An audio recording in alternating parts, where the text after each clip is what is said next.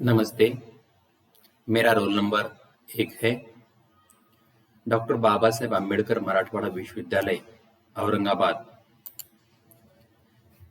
इस तुलनात्मक साहित्य पर जो पुनश्चर्या पाठ्यक्रम संपन्न हो रहा है, उसमें मेरे सेमिनार का जो विषय है वह है भाषा की परिभाषाएं। जब हम भाषा की परिभाषाओं पर विचार करते हैं तो सबसे पहले हमें भाषा के बारे में जान लेना आवश्यक होता है। मनुष्य एक सामाजिक प्राणी है और वह समाज में रहकर ही अपने विचारों का आदान प्रदान करने के लिए भाषा का प्रयोग करता है। और मनुष्य की जो आत्माभिव्यक्ति की इच्छा होती है, उसी इच्छा ने ही सबसे पहले भाषा को जन्म दिया है, क्योंकि वह अपने आप को व्यक्त करना चाहता है और जब व्यक्त करने की बात आती है तो वहाँ पर भाषा का होना भी लाजमी है। भाषा शब्द संस्कृत के भाष धातु से बना हुआ है और भाष का या भाष धातु का अर्थ होता है बोलना। अर्थात भाषा वह होती है जिसे बोला जाता है। अब भाषा की वैज्ञानिक परिभाषा जो होती है उसमें कुछ मूलभूत बातें निहित होती है, जैसे भाषा विचार विनिमय का साधन है, तो वह मनुष्य के उच्चारण अवयवों से निःसृत ध्वनि प्रतीकों की व्यवस्था होती है। यह ध्वनि प्रतीक सार्थक होते हैं और वही विश्लेषण करने योग्य होते हैं। यह ध्वनि प्रतीक यादृच्छिक होते हैं और एक भाषा का प्रयोग समाज के एक वर्ग विशेष में होता है। यह जो बातें हैं 4-5, यह भाषा की वैज्ञानिक परिभाषा में निहित ऐसी मूलभूत बातें होती है। अब भाषा विज्ञान की दृष्टि से भाषा की परिभाषा हम जब देखते हैं तो हमारे ध्यान में आता है कि भाषा विज्ञान की दृष्टि से भाषा उसे कहते हैं जो बोली और सुनी जाती है, और बोलना भी पशु पक्षियों का नहीं, गूंगे मनुष्य का नहीं, केवल बोल सकने वाले मनुष्यों का। अर्थात हम देखते हैं कि हमारे आसपास इस प्रकृति में पशु पक्षी भी हैं जो कुछ न कुछ आवाजें निकालते हैं, लेकिन यहाँ पर भाषा विज्ञान का जो दायरा हम देखते हैं तो उसमें मनुष्य का महत्वपूर्ण स्थान है। मनुष्य की जो भाषा है उसे यहाँ पर महत्व दिया गया है, और इसीलिए फिर जो बोला और सुना जा सकता है, और वो भी सिर्फ मनुष्यों का, उसे हम भाषा विज्ञान कहते हैं, या फिर उसे हम भाषा की परिभाषा के दायरे में ले सकते हैं।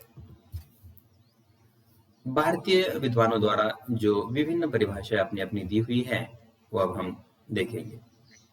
तो सबसे पहले पंडित कामता प्रसाद गुरु, उन्होंने भाषा की परिभाषा देते हुए कहा है, भाषा वह साधन है जिसके द्वारा मनुष्य अपने विचार दूसरों पर भलीभांति प्रकट कर सकता है और दूसरों के विचार आप स्पष्टतया समझ सकता है। अर्थात देखो, इसका विश्लेषण यह है कि भाषा वह साधन है, भाषा एक वह साधन है कि जिसके द्वारा मनुष्य अपने खुद के विचार दूसरों पर भलीभांति प्रकट कर सकता है या दूसरों के सामने अपने व्यक्त कर सकता है, और दूसरों के जो विचार है वो भी स्पष्ट रूप से समझ सकता है। अर्थात यहाँ पर विचार विनिमय की बात आती है, अपनी बात दूसरों को बताना, दूसरों की बात सुनना और समझ लेना, यह दो बातें इनकी परिभाषा में हमें दृष्टिगत होती है। तो दूसरे जो आचार्य है, आचार्य किशोरीदास वाजपेयी, उनकी भाषा की परिभाषा देखिए, विभिन्न अर्थों में सांकेतिक शब्द समूह की भाषा है जिसके द्वारा हम अपने मनोभाव दूसरों के प्रति बहुत सरलता से प्रकट करते हैं। अर्थात वाजपेयी जी यहाँ पर कहते हैं कि विभिन्न अर्थों में जो सांकेतिक शब्द समूह ही भाषा होते हैं, जिसके द्वारा हम क्या करते हैं, अपने मनोभाव जो है दूसरों के प्रति बहुत सरलता से प्रकट करते हैं।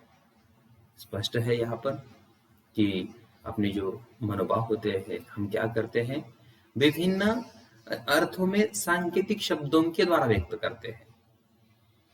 तो यहाँ पर अपने विचार विभिन्न अर्थों में सांकेतिक शब्दों में व्यक्त करना भाषा कहलाता है, ऐसा वाजपेयी जी को लगता है। तो तीसरे विद्वान जो है डॉक्टर बाबूराम सक्सेना, उनके मतानुसार जिन ध्वनि चिन्हों द्वारा मनुष्य परस्पर विचार विनिमय करता है उसे भाषा कहते हैं। अर्थात जिन ध्वनि चिन्ह होते हैं या जो भी ध्वनि चिन्ह अलग अलग होते हैं, उसके माध्यम से मनुष्य परस्पर एक दूसरे के साथ जब विचार विनिमय करता है, अपने विचार साझा करता है, दूसरे के सुनता है, उसे भाषा कहते हैं, ऐसा डॉक्टर बाबूराम सक्सेना जी को लगता है। तो चौथे विद्वान जो है कि बहुत ही प्रसिद्ध ऐसे विद्वान हैं डॉक्टर भोलानाथ तिवारी। वे कहते हैं कि भाषा उच्चारण अवयवों से उच्चारित यादृच्छिक ध्वनि प्रतीकों की वह व्यवस्था है जिसके द्वारा समाज विशेष के लोग आपस में विचारों का आदान प्रदान करते हैं। अब ये परिभाषा महत्वपूर्ण लगती है मुझे। भाषा उच्चारण अवयवों से, क्योंकि हमारे जो उच्चारण अवयव है जिसे हम स्वरयंत्र भी कह सकते हैं, तो ये उच्चारण अवयवों से उच्चारित यादृच्छिक ध्वनि प्रतीकों की वह व्यवस्था है जिसके द्वारा समाज विशेष के लोग आपस में विचारों का आदान प्रदान करते हैं। मतलब कि समाज विशेष के जो लोग होते हैं अपने उच्चारण अवयवों से उच्चार करते हैं, बोलते हैं, अपने विचारों का आदान प्रदान करते हैं। तो उन ध्वनि प्रतीकों की उस व्यवस्था को भाषा कहा जाता है, ऐसा डॉक्टर भोलानाथ तिवारी जी को लगता है, जो कि ये परिभाषा अपने आप में बहुत अहम है या महत्व रखती है। अब जैसे हमने देखा कि भारतीय विद्वान थे, उनके द्वारा दी गई परिभाषा देखी 4, वैसे पाश्चात्य विद्वानों द्वारा दी गई जो भाषा की परिभाषा है वो भी हम देखेंगे। तो पाश्चात्य विद्वानों में सबसे पहले हम लेंगे प्लेटो। प्लेटो ने सोफिस्ट नामक ग्रंथ में अपने विचार और भाषा के संबंध में लिखते हुए कहा है कि विचार और भाषा में थोड़ा ही अंतर है। विचार आत्मा की मुख या अध्वन्यात्मक बातचीत है, पर वही जब ध्वन्यात्मक होकर होठों पर प्रकट होती है तो उसे भाषा की संज्ञा देते हैं। अब देखो, इस परिभाषा में प्लेटो ने विचार और ये जो विचारों को व्यक्त करना है, ये इसमें का थोड़ा सा जो डिफरेंस है बताया है। विचार आत्मा की मुख्य या अध्वन्यात्मक बातचीत है, मतलब हर एक व्यक्ति के अंदर विचार होते हैं, विचार रहते हैं, लेकिन वही विचार जब ध्वनि का रूप लेकर होठों पर आते हैं, प्रकट होते हैं, तो उसे हम भाषा की संज्ञा देते हैं। अर्थात विचार जो होते हैं हमारे मन में, वह जब होठों पर आते हैं, ध्वनि का रूप लेते हैं और उन्हें हम व्यक्त करते हैं, तब वह भाषा कहलाते हैं। अर्थात अध्वन्यात्मक रूप में मन में पड़े हुए विचार जब होठों पर आकर व्यक्त होते हैं, ध्वनि का रूप लेते हैं, तब हम उसे भाषा कहते हैं, ऐसा प्लेटो जी का मानना है। तो दूसरे विद्वान है पाश्चात्य स्वीट। ये भाषा की परिभाषा बताते हुए कहते हैं, ध्वन्यात्मक शब्दों द्वारा विचारों को प्रकट करना ही भाषा है। अब ये भी परिभाषा थोड़ी सी प्लेटो से मिलती जुलती है। ध्वन्यात्मक शब्दों द्वारा जब मनुष्य अपने विचार प्रकट करता है तब हम उसे भाषा कहते हैं। ये लघु परिभाषा, छोटी सी परिभाषा है, लेकिन बहुत महत्वपूर्ण है। इसके बाद तीसरी जो परिभाषा है वह है श्रुत्वा नामक विद्वान की, जो कि पाश्चात्य है। वे कहते हैं, भाषा यादृच्छिक ध्वनि संकेतों की वह पद्धति है जिसके द्वारा मानव समुदाय परस्पर विचारों का आदान प्रदान करते हैं। और श्रुत्वा के मतानुसार भाषा जो होती है वह जो ध्वनि संकेत होते हैं उसकी ऐसी पद्धत है कि जिसके द्वारा मानव समुदाय जो होता है अपने विचार एक दूसरे में आदान प्रदान करता है। मतलब अपने विचार दूसरों को बताता है, दूसरों के विचार सुनता है, और ये विचारों का आदान प्रदान जो है, जो कि ध्वनि संकेतों के आधार पर है, ध्वनियों के आधार पर है, उसे हम भाषा कहते हैं, ऐसा स्त्रोतवाद जी का मानना है। तो चौथा इनसाइक्लोपीडिया ब्रिटानिका नामक जो खंड है, उसमें भाषा की परिभाषा जो दी हुई है वो इस प्रकार है। भाषा यादृच्छिक ध्वनि प्रतीकों की एक ऐसी पद्धति है जिसके द्वारा मानव समुदाय के एक विशेष सामाजिक, सांस्कृतिक परंपरा के लोग विचारों का आदान प्रदान करके अपना काम चलाते हैं।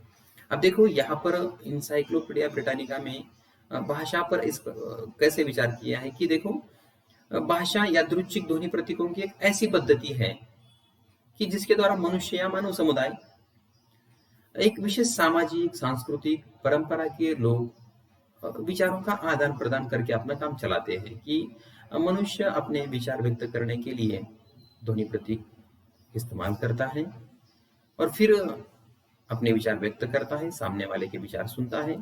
तो ये सब बातें इस परिभाषा में हम देखते हैं।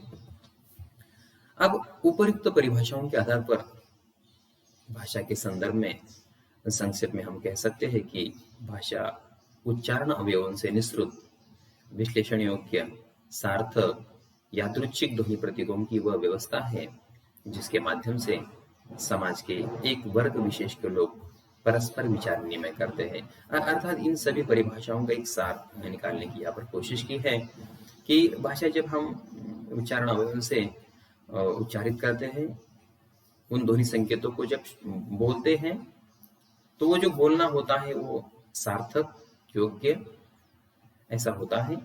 और इन सब ध्वनियों को, इन ध्वनि संकेतों को समाज के लोग विचार विनिमय करने के लिए इस्तेमाल करते हैं, तब हम उसे भाषा कहते हैं।